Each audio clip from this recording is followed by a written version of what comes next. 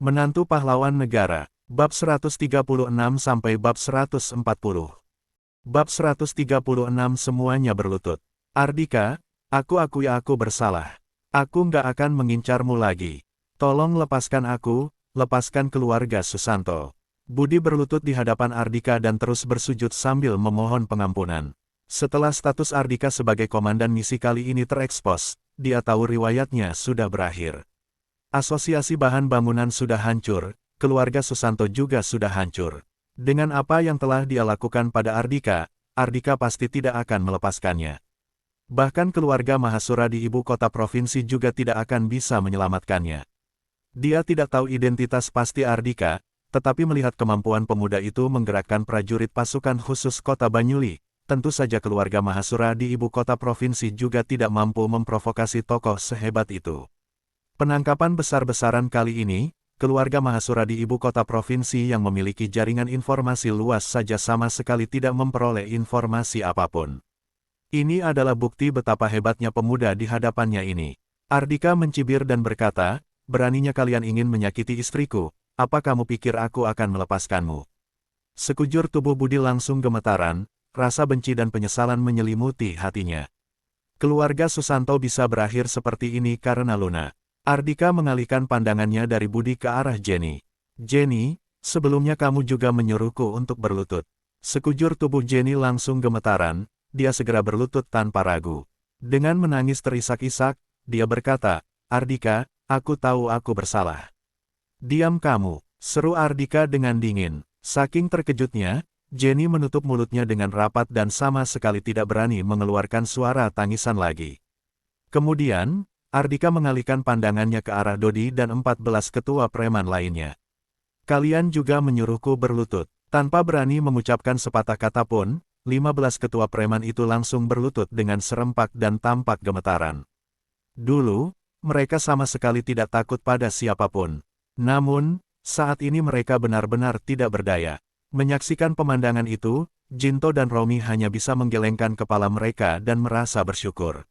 Mereka sudah mengambil keputusan yang tepat. Beberapa saat yang lalu, 15 orang ini adalah petinggi asosiasi bahan bangunan yang terhormat. Sekarang, mereka sudah berubah menjadi tahanan. Mereka sudah ditakdirkan untuk memakan peluru. Selain dianggap sebagai pelaku kriminal, begitu banyak anak buah mereka sudah ditangkap, jadi sudah dapat dipastikan nyawa mereka akan melayang. Untung saja, mereka berdua sudah mengenal Ardika terlebih dahulu. Kalau tidak, mereka juga akan berakhir seperti ini. Ardika sudah memberi kesempatan kepada mereka untuk bertobat dan menjalani kehidupan yang benar. Ardika mengalihkan pandangannya dan menatap 2000 orang tamu undangan di bawah panggung. Saat ini, bagaikan sosok dewa penentu nasib seseorang, dia berkata dengan dingin. Sebelumnya, kalian juga menyuruhku berlutut.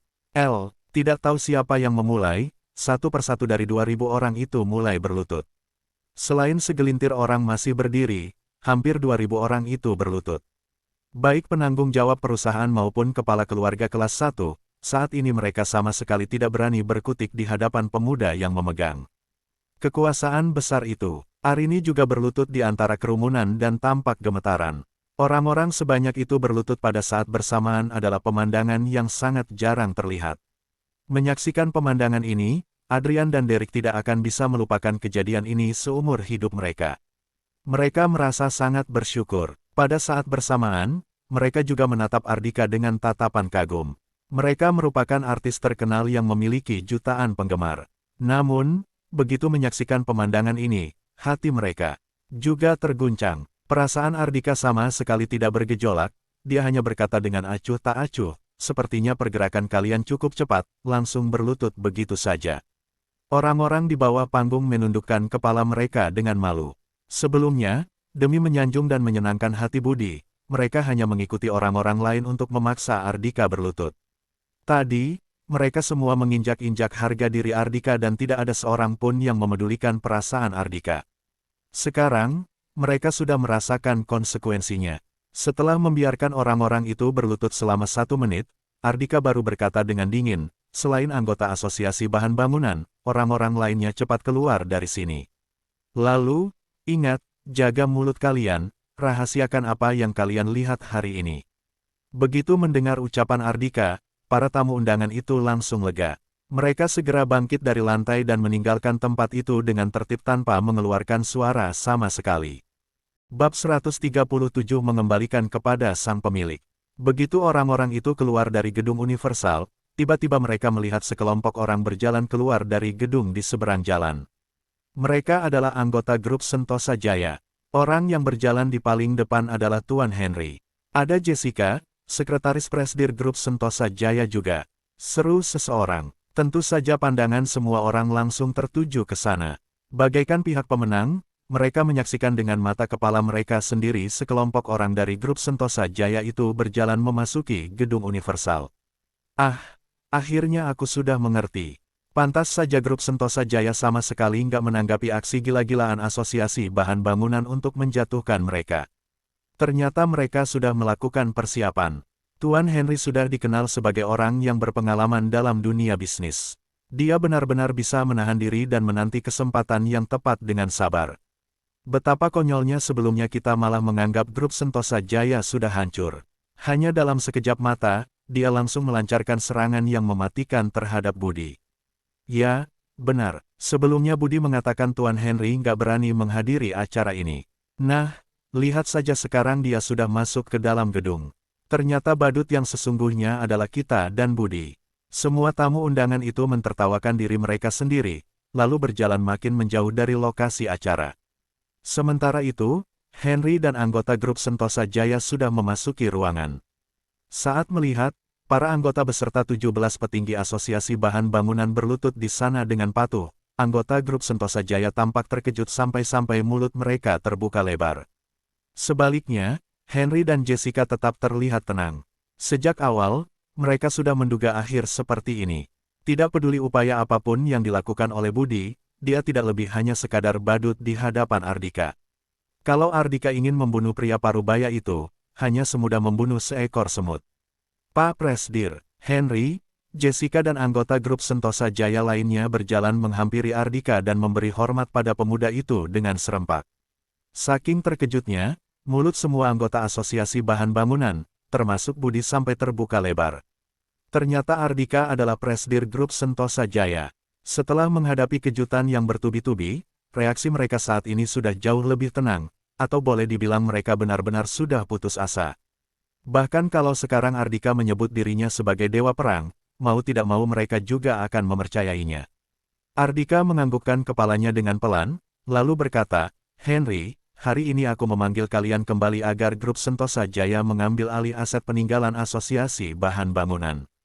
Ekspresi Budi berubah menjadi pucat pasi. Setelah mendengar kata, aset peninggalan, keluar dari mulut Ardika, dia langsung memahami maksud pemuda itu. Henry menganggukkan kepalanya dengan patuh dan berkata, sebenarnya, aset peninggalan asosiasi bahan bangunan hanya berupa kontrak dengan berbagai lokasi konstruksi. Tapi, sebelumnya Budi mengirim para preman untuk menghambat proses pembangunan di lokasi konstruksi dan memaksa mereka untuk menandatangani kontrak harga tinggi. Kalau setelah mengambil alih asosiasi bahan bangunan, kita tetap menerapkan harga setinggi ini untuk menjual bahan bangunan, mungkin akan dianggap sebagai bentuk penindasan dan menuai kritik orang banyak. Tentu saja Ardika mengetahui tindak kekerasan yang dilakukan oleh Budi untuk memperoleh keuntungan besar. Kalau bahan bangunan dijual dengan harga tinggi kepada setiap lokasi konstruksi, ditambah lagi dengan modal, maka berbagai perusahaan akan membebankan harga tinggi kepada konsumen. Pada akhirnya, reputasi dalang di balik semua ini akan hancur, pasar yang ada juga akan hancur. Henry sama sekali tidak tertarik untuk menjalankan bisnis seperti ini. Ardika melambaikan tangannya dan memberi solusi penyelesaian dengan tenang. Nanti, robek saja kontrak itu di hadapan para penanggung jawab lokasi konstruksi. Hati yang sudah dikecewakan oleh asosiasi bahan bangunan, grup Sentosa Jaya harus mencoba yang terbaik untuk memenangkannya kembali. Ide Pak Ardika ini cukup bagus. Henry segera melontarkan pujian untuk menyenangkan hati Ardika. Namun, ini memang solusi yang baik. Grup Sentosa Jaya baru saja dibangun, hal yang menjadi fokus utama mereka adalah memenangkan hati orang lain. Kini asosiasi bahan bangunan sudah mengecewakan hati banyak orang, kalau grup Sentosa Jaya berupaya untuk memenangkan hati mereka kembali, kedepannya grup Sentosa Jaya akan dikenal sebagai sebuah perusahaan yang baik di kota Banyuli. Kehilangan kepercayaan orang-orang adalah sebuah bentuk kerugian. Sebaliknya, memperoleh kepercayaan orang-orang, maka bisnis akan makin berkembang. Itulah yang akan dilakukan oleh Grup Sentosa Jaya. Pak Ardika, apa yang akan Bapak lakukan terhadap Grup Susanto Raya? Tanya Henry. Budi memejamkan matanya dengan putus asa. Walaupun dari tadi dia sudah tahu kali ini Grup Susanto Raya sudah tidak dapat dipertahankan lagi, tetapi hatinya tetap terasa sangat sakit. Bab 138 Tiga Keluarga Besar.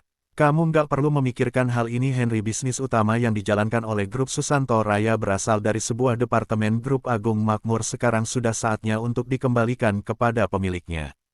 Ardika mengalihkan pandangannya ke arah Budi dan berkata berisi perintah kepada anggota Grup Susanto Raya untuk bersiap-siap mengalihkan aset perusahaan. Besok aku akan meminta istriku untuk mengambil alih Grup Susanto Raya. Selama kamu bersedia melakukannya aku akan mengampuni nyawa putramu. Maksud Ardika sudah sangat jelas, dia hanya akan mengampuni nyawa Tony, tidak akan mengampuni Jawa. Budi ini adalah batasan Ardika. Lagi pula Tony sudah mendapatkan hukuman yang setimpal, jadi baik pria itu mati atau tidak pun sudah tidak masalah lagi. Namun berbeda dengan Budi, pria parubaya itu pantas mati dan harus mati. Ini juga merupakan sebuah hadiah yang dipersiapkan khusus olehnya untuk keluarga Mahasura di ibu kota provinsi. Saat ini Ardika memegang kekuasaan yang besar, tentu saja Budi tidak punya pilihan lain selain menjalankan perintahnya. Budi keluarkan ponselnya dan menghubungi manajer umum Grup Susanto Raya, kemudian dia berpesan pada Tio Tandian sesuai keinginan Ardika. Ardika menarik sebuah kursi untuk dirinya sendiri dan duduk. Oke, sekarang coba katakan padaku apa yang terjadi kala itu 5 tahun yang lalu. Selain keluarga Mahasura di ibu kota provinsi dan keluarga Susanto, siapa lagi yang terlibat dalam perebutan aset milik Grup Agung Makmur? Budi menarik nafas dalam-dalam. Walaupun nyawanya sudah dipastikan akan melayang, dia tidak berani menyembunyikan apapun dari Ardika. Tuan Ardika, pihak utama di balik kejadian 5 tahun yang lalu adalah 3 keluarga besar. Keluarga Susanto mendapat bagian kecil, yaitu sebuah departemen Grup Agung Makmur yang bergerak di bidang properti. Kami benar-benar hanya memperoleh bagian kecil, bagian-bagian besar diperoleh dan dibagi oleh 3 keluarga besar, diantaranya keluarga Mahasura di ibu kota provinsi mengambil departemen yang bergerak di bidang medis. Ardika langsung menyelahnya. 3 keluarga besar yang mana? 3 keluarga besar itu adalah keluarga Hamdani, keluarga Santosa, dan keluarga Lukito. Hanya saja dalang di balik perebutan aset keluarga Basagita adalah keluarga Mahasura. Jadi mereka yang mendapatkan keuntungan paling besar. Kini Budi mengutarakan kebenaran dengan jujur tanpa berpikir panjang lagi. Kala itu Grup Agung Makmur berkembang dengan pesat dan bergerak di berbagai bidang di kota Banyuli. Posisinya terbilang sudah tinggi, karena itulah tentu saja 3 keluarga besar ini merasa iri. Kebetulan di bawah perintah keluarga Mahasura di ibu kota provinsi, 3 keluarga besar itu langsung melakukan aksi mereka untuk merebut aset Grup Agung Makmur. Sejak saat itulah kekuatan keluarga Hamdani, keluarga Santosa, keluarga Lukito meningkat secara signifikan. 3 keluarga besar ini sudah memiliki sejarah yang lama di kota Banyuwangi, yaitu puluhan hingga ratusan tahun. Mereka sudah menguasai berbagai industri kota Banyuli dan memiliki relasi yang sangat luas. Ridwan yang menjabat sebagai seorang wali kota juga harus mendapat dukungan dari mereka baru bisa melaksanakan tugasnya dengan baik. Ya, boleh dibilang 3 keluarga besar itu sudah merupakan penguasa kota ini, namun 3 keluarga besar itu sama sekali bukan apa-apa bagi Ardika. Dia mencibir dan berkata, Grup Agung Makmur dirintis dan merupakan hasil kerja keras ayah mertuaku. Berapapun yang telah mereka rebut kala itu, aku akan memastikan mereka mengembalikannya beserta dengan bunganya. Tidak ada seorang pun di tempat ini yang meragukan ucapan Ardika, termasuk Budi. Bagaimanapun juga Ardika menguasai dunia ketentaraan dan dunia politik kota Banyulu. Hanya dengan satu kalimat dia bisa menggerakkan puluhan ribu anggota dan menghancurkan asosiasi bahan bangunan dalam sekejap mata. Menghadapi sosok yang memegang kekuatan absolut ini, dapat dipastikan bahwa 3 keluarga besar itu juga akan gemetar ketakutan. Ardika kembali menatap Budi dan berkata, siapa penyebab kecelakaan yang menimpa ayah mertuaku? Begitu mendengar pertanyaan itu, sekujur tubuh Budi langsung gemetaran. Tuan Ardika, kejadian itu nggak ada hubungannya denganku. Aku juga nggak tahu apa-apa. Kala itu keluarga Susanto bahkan belum menjadi keluarga kelas 1, sedangkan Grup Agung Makmur sedang dalam masa jayanya. Biarpun aku disuruh melakukan hal seperti itu, aku juga nggak akan berani. Keluarga Sukanto bisa memperoleh bagian kecil semuanya juga berkat Tony si bajingan itu. Selain itu, kala itu konflik internal keluarga Basagita terus berlanjut. Yanto sudah lama mengincar Grup Agung Makmur, seringkali dia membuat masalah untuk Grup Agung Makmur. Mungkin saja dia yang bekerja sama dengan orang luar untuk merebut grup Agung Makmur. Tapi aku bersumpah hal ini nggak ada hubungannya dengan keluarga Susanto. Aku bersumpah. Bab 139 membeli peti mati. Sekarang Budi sudah paham. Jangankan identitas Ardika saat ini, bahkan identitas lama pemuda itu saja sudah pasti sangat terhormat.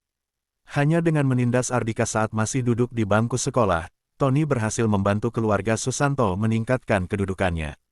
Ardika mengalihkan pandangannya ke arah 15 kepala preman yang telungkup di lantai itu, lalu bertanya dengan dingin, "Bagaimana dengan kalian? Apa kalian mengetahui sesuatu?" "Tuan Ardika, kami benar-benar nggak tahu apa-apa. Beberapa tahun yang lalu, kami masih preman biasa. Dalam lubuk hati kami, Tuan Jaki adalah tokoh besar yang kami hormati." 15 kepala preman itu buru-buru menyatakan mereka tidak ada hubungannya dengan kejadian itu. Bagaimanapun juga, mereka dan Ardika tidak ada dendam pribadi. Jadi, walaupun hari ini mereka berakhir seperti ini, paling mereka hanya akan masuk penjara. Kalau sampai mereka dikaitkan dengan kecelakaan mobil yang menimpa Jaki, maka sudah dapat dipastikan nyawa mereka akan melayang. Saat ini, Henry berkata, "Pak Ardika, kalau benar-benar mereka adalah pelakunya, dalam beberapa tahun ini aku pasti sudah menyingkirkan mereka. Aku tebak kemungkinan besar kejadian itu ada hubungannya dengan beberapa orang kepala preman yang sudah pensiun dan meninggalkan dunia preman. Tapi, kejadian itu adalah sebuah kejadian besar dan melibatkan banyak orang yang memiliki latar belakang nggak biasa. Selama bertahun-tahun, hal-hal yang berkaitan dengan kejadian itu tertutup rapat. Aku nggak memperoleh informasi apapun. Beberapa tahun yang lalu, Henry masih bukan orang paling kaya kota Banyuli. Walaupun dia terus membantu Ardika menyelidiki kejadian kala itu, tetapi seiring waktu berlalu, jejak dan bukti-bukti yang ada telah dihapus. Dia ingin membantu juga tidak berdaya. "Kamu lanjutkan saja penyelidikanmu. Di dunia ini, setiap kejadian yang pernah terjadi pasti akan meninggalkan jejak dan bukti-bukti." Ardika bangkit dari kursinya, lalu mengalihkan pandangannya ke arah orang-orang yang sedang berlutut itu. "Selain Budi, tangkap orang-orang ini, lalu lakukan penyelidikan. Bagi yang terbukti melakukan kesalahan, dijatuhi hukuman. Bagi yang nggak terbukti melakukan kesalahan, dibebaskan." Wajah 15 kepala preman, Jenny, James, Herman, Jimmy, Yudis dan yang lainnya tampak pucat pasi. Sesaat kemudian, mereka semua langsung dibawa pergi oleh bawahan Sigit. "Tuan Ardika benar-benar sudah memberikan kesempatan untuk kita bertobat dan menjalani hidup yang baru dengan benar." Jinto dan Romi saling bertukar pandang, mereka mengerti apa yang dirasakan oleh satu sama lain saat ini. Kalau bukan karena mereka terlebih dahulu mengenal Ardika, kepala preman yang ditangkap sekarang akan berubah dari 15 orang menjadi 17 orang. Saat ini, tiba-tiba Ardika mengalihkan pandangannya ke arah kedua orang itu dan berkata, "Aku beri kalian waktu 1 hari untuk menguasai semua wilayah kekuasaan yang telah mereka tinggalkan." Begitu mendengar ucapan Ardika, Jinto dan Romi langsung tercengang di tempat. Mereka tidak menyangka Ardika akan memberi mereka hadiah sebesar itu. Wilayah kekuasaan 15 kepala preman, benar-benar tidak bisa terbayangkan sebesar apa kekuatan itu. Hanya dalam sekejap mata, mereka berdua berubah menjadi raja preman kota Banyuli. Tiba-tiba, Ardika berkata dengan dingin, "Jangan senang dulu. Aku nggak ingin melihat situasi kacau seperti dulu, melainkan dunia preman yang tertib dan teratur. Terang dan gelap adalah dua unsur yang tak terpisahkan." Walaupun dia tidak membiarkan Jinto dan Romi untuk menguasai wilayah kekuasaan yang telah ditinggalkan oleh 15 kepala preman itu, tidak lama kemudian pasti akan ada kepala preman yang baru. Saat itu tiba, situasi pasti akan menjadi kacau kembali. Jadi, lebih baik Ardika langsung menyerahkan wilayah-wilayah itu kepada Jinto dan Romi. Lagi pula, kedua orang ini sudah di bawah pengawasannya. "Baik, Tuan Ardika." Ekspresi Jinto dan Romi tampak serius, seolah-olah mereka sudah mengingat ucapan Ardika dalam hati mereka. Ardika melirik Budi sejenak, lalu berkata kepada Sony, "Beri dia sebuah pistol. Lalu, Romi, nanti tolong belikan sebuah peti mati untuknya dan antarkan kepada keluarga Mahasura." Selesai berbicara, dia langsung berjalan keluar. Sesaat kemudian, terdengar suara tembakan. Presdir Grup Susanto Raya dan Ketua Asosiasi Bahan Bangunan, Budi menembak mati dirinya sendiri di hari pertama pembentukan kembali Asosiasi Bahan Bangunan. "Pak Ardika, ini ada sebuah video, silakan Bapak lihat dulu. Di luar gedung Universal, Henry menyerahkan sebuah tablet kepada Ardika. Ardika segera mengambilnya. Latar video tersebut adalah rumah sakit jiwa Banyuli. Ada dua orang yang terlihat, yaitu Delvin dan Ardika. Hanya saja, Ardika di dalam video tersebut hanyalah sosok pengganti. Sosok pengganti Ardika asli itu dikurung di sebuah halaman kecil yang terpisah dengan tembok tinggi mengelilinginya. Dia tampak bodoh dan gila, seperti seorang bocah. Bab 140 menghadiahkan peti mati di acara ulang tahun. Melihat foto itu Ardika seperti melihat dirinya sendiri saat dirinya dikurung di rumah sakit jiwa kala itu kondisinya sama persis dengan sosok pengganti ini hanya saja Ardika merasa jauh lebih menderita dibandingkan sosok pengganti itu karena dia hanya berpura-pura gila 1 hari 24 jam setiap menit dan setiap detik di bawah pengawasan kamera pengawasan dia harus berpura-pura seperti orang gila, hari-hari yang dia jalani kala itu tidak akan terlupakan oleh Ardika seumur hidupnya. Dia berusaha menenangkan dirinya lalu mengarahkan pandangannya ke arah Delvin. Delvin terus berjongkok di sampingnya menemaninya dan bermain dengan sabar kejadian kapan ini. Tanya Ardika. Henry berkata 2 tahun yang lalu sebelum kecelakaan mobil menimpa Delvin hari itu Delvin mengunjungi rumah sakit jiwa dia ingin mengurus prosedur pengeluaran Ardika dari rumah sakit jiwa dan mencari dokter terbaik untuk memberikan pengobatan kepada Ardika. Namun Ardika terus diawasi oleh keluarga Mahasura. Keluarga Mahasura tidak akan membiarkan siapapun membawa Ardika pergi karena itulah pada akhirnya rencana Delvin gagal. Setelah hari itu berlalu Delvin tidak pernah mengunjungi rumah sakit jiwa lagi karena dia mengalami kecelakaan mobil di luar pintu rumah sakit jiwa tidak lama kemudian serangkaian masalah yang menimpa grup Bintang Dharma membuat Delvin mengakhiri hidupnya dengan melompat dari ketinggian. Ardika bertanya karena ada rekaman video di sini. Apa ada rekaman video saat kecelakaan mobil menimpanya? Dia ingin menyelidiki kasus yang menimpa sahabatnya itu melalui rekaman video kamera pengawasan. Henry menggelengkan kepalanya dan berkata Pak Ardika ada anggota keluarga Mahasura lain yang bertanggung jawab mengawasi rekaman video kamera pengawasan Bapak. Rekaman video ini diambil secara diam-diam. Kalau begitu lanjutkan penyelidikanmu selesai berbicara Ardika melambaikan tangannya lalu pergi dengan membawa tablet tersebut. Di ibu kota provinsi bertepatan di pusat kota ada sebuah villa yang sangat megah tempat ini adalah kediaman keluarga Mahasura ibu kota provinsi. Hari ini berbagai lampu warna-warni dan dekorasi yang indah menghiasi kediaman keluarga Mahasura. Hari ini adalah hari ulang tahun putri kesayangan Abraham Mahasura, kepala keluarga Mahasura yang bernama Dinda Mahasura. Semua anggota keluarga Mahasura sibuk merayakan acara ulang tahun Dinda. Selain juga ada beberapa keluarga kaya di kota provinsi dan anggota keluarga besar yang menghadiri acara ini. Abraham berdiri di atas panggung dan menatap kerumunan para tamu undangan yang hadir dengan ekspresi bahagia. 10 tahun sudah berlalu kala itu keluarga Mahasura kota Banyuli berpindah ke ibu kota provinsi dan sudah menduduki posisi ini selama 10 tahun dari tahun ke tahun perkembangan keluarganya makin baik siapa sangka hanya dalam kurun waktu 10 tahun keluarga Mahasura sudah bisa menempati posisi setinggi ini. Kemudian dia mengalihkan pandangannya ke arah Dinda putrinya yang dalam balutan busana mewah dan melangkahkan kaki dengan elegan, sorot matanya terhadap putrinya penuh dengan kasih sayang. Sayang, hari ini ada banyak tuan muda yang berasal dari yang memberikan hadiah untukmu seharusnya ada banyak orang yang mengejarmu kan? Bagaimana? Apakah ada pemuda yang kamu sukai kalau ada hari ini ayah akan mengatur acara tunangan kalian? Dinda merangkul lengan Ellen Sucipto ibunya dan berkata dengan ekspresi cemberut aku nggak mau menikah muda, aku sangat menikmati punya banyak penggemar.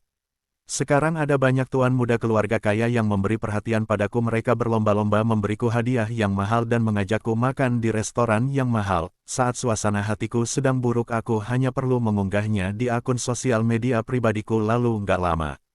Kemudian akan ada banyak orang yang mengirimkan pesan untuk menghiburku, sungguh menyenangkan. Saat satu keluarga itu sedang mengobrol bersama terdengar suara lantang dari arah pintu aula utama tuan muda keluarga Sudipua.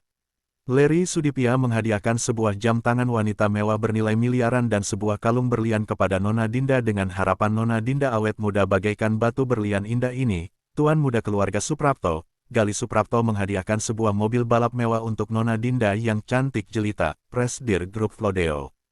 Yuda Tanaka menghadiahkan sebuah perusahaan media di bawah grup Flodeo kepada Nona Dinda. Satu persatu tuan muda keluarga kaya memasuki ruangan dan menyerahkan hadiah yang telah mereka persiapkan untuk Dinda. Tentu saja semua anggota keluarga Mahasura sangat senang, namun tepat pada saat ini tiba-tiba terdengar suara asing dari luar. Ardika Mahasura dari kota Banyuli menghadiahkan sebuah peti mati.